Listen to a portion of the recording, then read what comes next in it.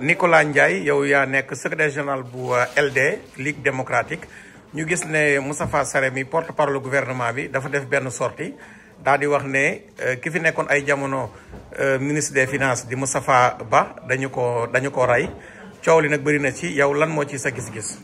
waaw li ma bëgg a wax mooy lii dugguleet ci Moustapha Sarré parce que waxoon na fi loo xam ne nii vraiment wax ju rëy la woon presque saaga Macky Sall ñu laaj ko mu ne loolu waxu ko en tant que porte-parole du gouvernement. danoon Macky chef de gang. waaw waxu ko en tant que porte-parole du gouvernement loolu opinion personnelle am la.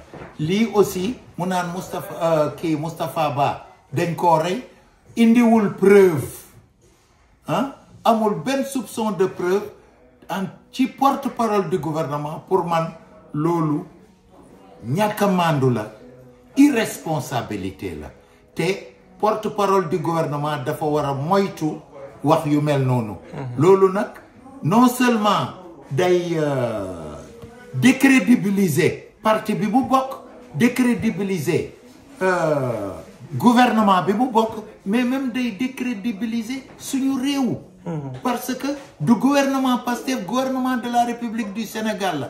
bon liñ koy wax mooy dafa war a mandu. mais am na ñuy wax ne waaw. procureur bi dafa war a auto-saisir woo ko laaj ko fan la wekk li muy wax.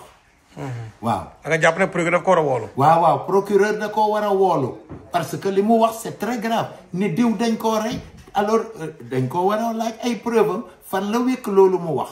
d'accord. c'est ça. mën ngeen a abonné sunu chaîne YouTube Baol Info ngir ngeen di man di jot bépp xibaar bu ñu dugal.